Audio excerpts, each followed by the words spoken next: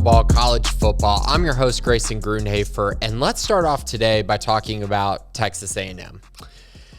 You know, you kind of look at what happened to them against South Carolina, and you wonder, what's going on with this program, obviously. We've talked about them in the past, and the offense continues to be an absolute issue, but I think it's a little bit deeper than that. And so we're going to talk a little bit about that. Obviously, credit to South Carolina. This was a big one for them, and this was a game that I felt like they definitely had a chance to win, or at least compete in and be in. And they started this game, with it's not luck. It's just creating your own opportunities and finding the hidden points. They started the game with the kickoff return, which was crazy. I still don't know how they were able to stay in bounds on that play to return that 100 yards for a touchdown. Awesome play. The crowd got into it. I just thought it was so fun to see that crowd, just how excited they were to start the game. And you look on the A&M sideline, you're like, oh no, here we go again. So that happens. Then A&M, they're able to get the ball. They throw an interception that leads to South Carolina getting the ball inside the 5-yard line. Luckily, the defense holds, and so they have to kick a field goal. So you're down 10-0, and then South Carolina scores again to make it 17-0. They score a touchdown after a fumble by A&M. Just absurd. You're down 17-0. This game is over, and we're not even through 6 minutes of this game. It's just baffling how they just kind of came out and just were in such a funk like that. A&M battled. They battled back. It was 17-14 at halftime, but they never truly, got all the way back to taking a lead or really swinging all the momentum completely. And this is just another game where you sit back and look and you see, Haynes King, 178 yards, a touchdown, an interception. He got hurt, left the game. Connor Weigman came in. He was 8 of 15 for 91 yards. And I just think in general, this is one of those performances where you have to look at A&M and say, okay, what can they do now? What's next? How bad could this get? And you look at the schedule, Ole Miss, Florida, at Auburn, UMass, LSU. I don't think they're beating Ole Miss this weekend. Florida at College Station, okay, maybe you can sell me on that. At Auburn, maybe, because they're going through some of their own problems. UMass, they'll beat UMass. And then LSU at the end of the year, they're not beating LSU. And it just keeps getting worse. 3 of their offensive linemen have been ruled out for the year. There's 4 suspensions coming as well, according to Billy Lucci. So it just seems like things are falling apart. And when things fall apart, that's when you have to start buying into the teams that are playing against them. Such as Ole Miss being just a 2.5-point favorite at Kyle Field this weekend, coming off of a loss to LSU.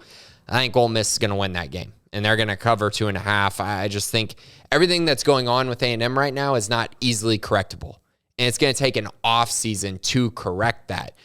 My hope for A&M right now is that they try to figure out a way to get these young guys on the field and try to figure out what you have with them. Connor Weigman being the first and foremost one of that. Play him the rest of the way. Just see what you have. Figure out what you have with him. Figure out if he's the future at the quarterback position, and then go from there. This team went 9-1 in 2020 during the COVID year, and since that point, they had the 56th ranked offense a year ago, and now they're 109th. So it's been a steady decline, and the thing that they just continue to not have is explosiveness in their offense. And so they need to figure that out, but again, that's a culture thing.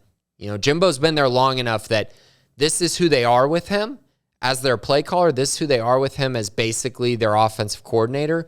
And so it's going to take an offseason to correct all that and bring in an offensive mind who can really spark creativity in that room and get them out of this vanilla offense that they've been running, in which they're not utilizing their playmakers enough.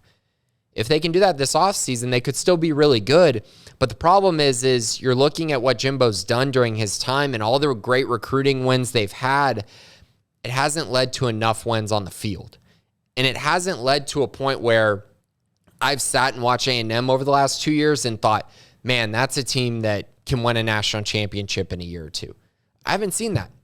I don't think anyone's seen that. And I think in year 5 with Jimbo Fisher, most people thought they would be seeing those flashes. They beat Alabama last year. Maybe that was one little flash. but the consistency wasn't there. And then this year it's gone completely off the rails. I mean, they're 3-4. They're going to be fighting to make a bowl. And honestly, the more I look at this schedule, I don't see 3 more wins. I really don't. I mean, you're going to have to pull off an upset in there with Florida, at Auburn, UMass. You'll beat UMass, so that's 4 wins. You got to find 2 more.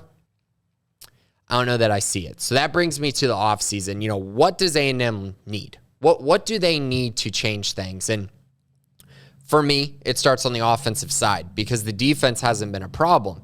Now, the issue is you have an offensive-minded head coach, and that's always been baffling to me when, you talk about a program and you go, okay, what are they built on? And then it's like, oh, you have an offensive-minded coach who's won a national championship with Jameis Winston, and yet they've been relying on their defense since he's been there. Really weird. That's really, really weird. And now I think we're at a point where Jimbo needs to give up play calling. Jimbo needs to give up being offensive coordinator. And he needs to find someone who he really trusts. And he needs to bring them in and allow that offensive coordinator to help and basically make the decisions on who they want in their staff and in their room. I think that's the first thing. He needs to give up control on the offensive side because what they're doing right now is limiting them drastically. And it's going to impact them. We're in a transfer portal era. You're going to lose guys probably off this team because you didn't utilize them properly. You got to find an OC who's going to build that confidence level back up in this offense. And I think they can make a good hire. I trust Jimbo to make a good hire. I trust, A&M as a whole to invest the money in going and getting someone who can change that program on the offensive side of the ball. The defense is fine. Now it's just about managing things. And they're not going to fire Jimbo after this year, so just get that out of your head. They're not. They could go 4-8. They're not firing him. They can't afford to. The buyout's too big. So they're going to invest that money into the staff and invest that money into building a staff that can build more competency on the offensive side and allow them to actually compete in the SEC. The issue is, how far away are they now? If you have a 5-7 year, are we really expecting them to turn around and go 10-2 next year? No. But I think that might be the expectation after a down year. Are A&M fans really going to be happy with going 5-7, then turning right around and going, 8-4 next year? I don't know, but the buyout is still huge. So now this is a key offseason for Jimbo Fisher, key offseason for A&M fans, key offseason really for the SEC West because A&M figured to be a big player in that. So we're going to see what they end up doing. I'm just hoping they bring in a creative mind who can actually get the most out of the weapons that they have and get the most out of Connor Weigman or whoever ends up being their quarterback of the future. But that's it for today. That's it for the Aggies this week. We're going to talk about a few more things throughout the week and, of course, my best bets at the end of the week. But thanks for listening to Crystal Ball College Football.